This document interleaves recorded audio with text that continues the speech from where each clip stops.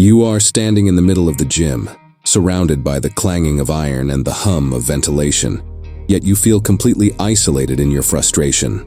You have just finished a set, and the weight on the bar has not increased in 3 months.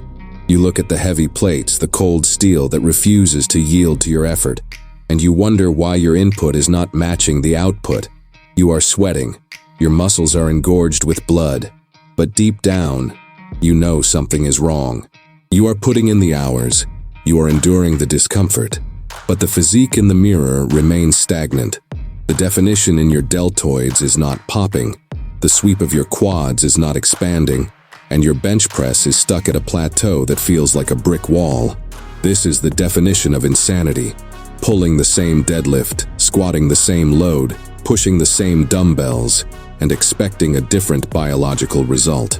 You are trapped in a loop of error.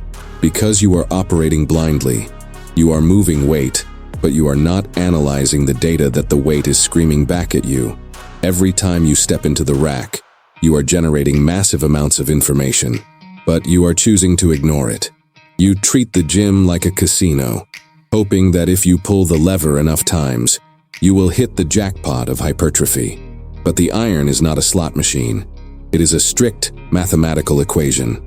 When you ignore the subtle feedback, the slight twinge in your lower back during a squat, the lack of tension in your chest during a fly, the momentum you use to cheat up a curl, you are compounding errors. You are essentially writing bad code into your nervous system and hitting enter repeatedly.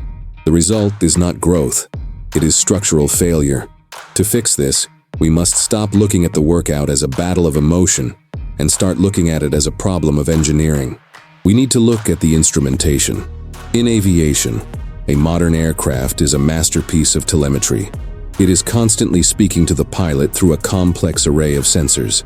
But the most critical component, the one that tells the truth when everything goes wrong, is the black box flight recorder. This device records every control input, every fluctuation in altitude, every spike in engine temperature, and every structural stress point. If a plane begins to vibrate or lose altitude, the instruments display the data immediately, allowing the pilot to correct the course before the crash. The pilot does not guess. He reads the feedback loop and adjusts the flaps, the throttle, or the yoke. Your body is a biological aircraft and your nervous system is the flight recorder. Every time you unrack a heavy barbell, your black box begins recording data. It records the pressure in your wrists, the torque in your knees, the acidity in your muscle fibers, and the rate of your breath. However, most men in the gym are flying with their eyes closed and their instruments covered.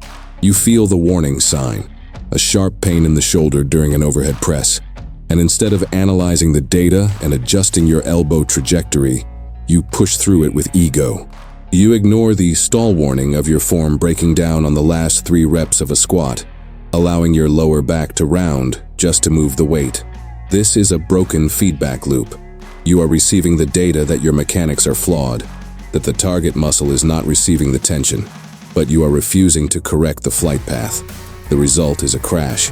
In the gym, a crash looks like an injury, or perhaps worse, years of wasted effort with zero muscle growth to show for it. We need to rewire your approach. We need to turn you into a pilot who reads the instrument panel of his own body with clinical precision. We must close the feedback loop instantly, rep by rep, set by set.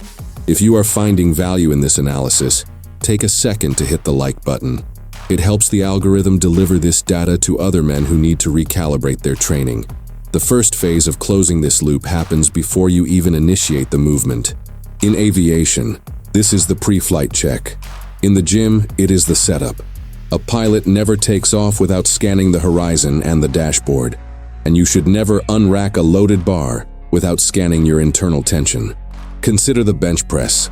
Most men simply lie down and push, but the engineer scans the data first.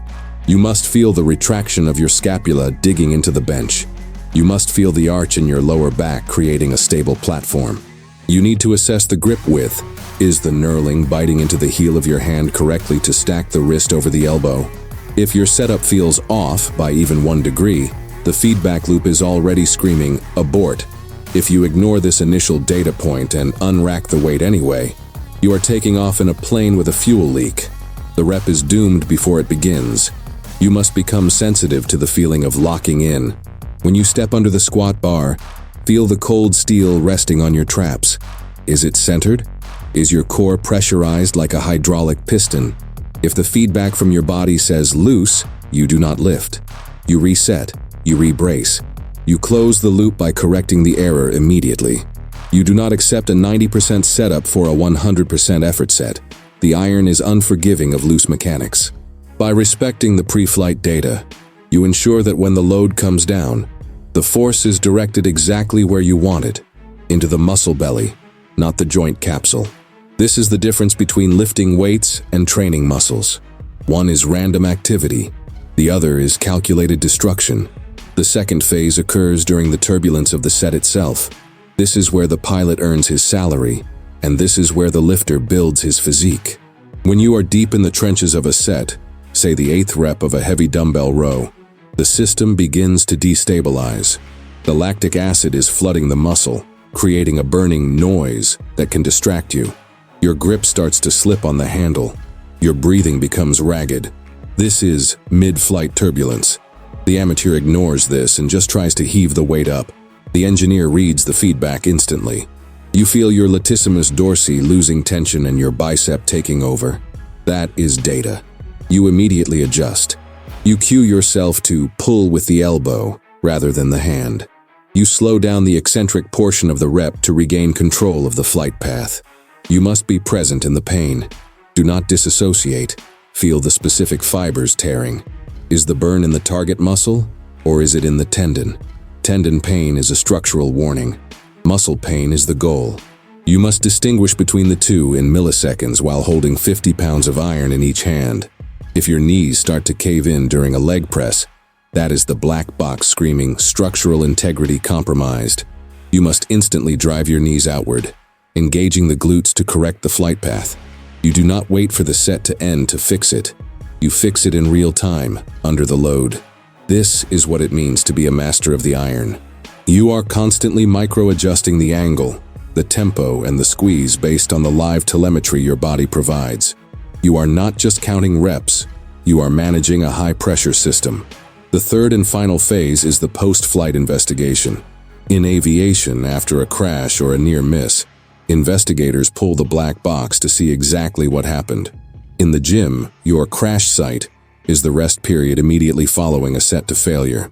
What do most men do? They drop the dumbbells, pick up their phone, and scroll through social media. They disconnect from the data immediately. This is a fatal error. You have roughly 60 to 90 seconds of rest, and you should spend the first 20 seconds analyzing the data from the set you just finished. Why did you fail on the 10th rep? Was it true muscular failure, or did your grip give out? Did you feel the chest fibers stretching, or was it all front deltoid? Sit on the bench, look at the bar, and replay the tape. If you realized that your foot placement on the leg extension caused your knee to click, you must process that data and commit to changing the angle on the next set. If you felt that you used too much momentum on the barbell rows, the feedback loop demands that you lower the weight or slow the tempo for the next round. You cannot fix what you do not acknowledge. By analyzing the black box of the previous set, you ensure that the next set is more efficient, more brutal, and more effective. You are iteratively improving your code. You are refining the process. This is how you stack weeks of perfect training. You don't just go to the gym. You execute a series of corrected, optimized missions. You learn from the failure of the first set to perfect the destruction of the second. This analytical approach removes the ego from the equation. The iron does not care about your feelings, and neither does gravity. They only respect physics and biomechanics. When you adopt the mindset of the engineer, a failed lift is no longer a hit to your pride. It is simply a data point. It is information that tells you your triceps are the weak link in your bench press, or your core stability is failing in your squat. Once you identify the weak link through the feedback loop, you can attack it. You can program accessories to fix it. You stop repeating the same error hoping for a miracle, and you start applying a fix that guarantees a result. If you are ready to stop guessing and start engineering your physique, make sure you are subscribed to the channel. Drop a comment below telling me which exercise gives you the most trouble. Let's analyze the data together. The gym is your laboratory, and your body is the machine you are perfecting. But a machine without a competent operator is just a pile of scrap metal waiting to rust. You must be the pilot. You must be the engineer. You must be the one reading the gauges, feeling the pressure, and making the hard corrections when the weight is heavy and the lungs are burning. Do not let another workout go to waste because you were too lazy to listen to what the iron was telling you. The feedback loop is open right now. The data is there. The pain is there. The weight is waiting. Go to the gym, get under the bar, and read the instruments. Fix the error, execute the rep, go.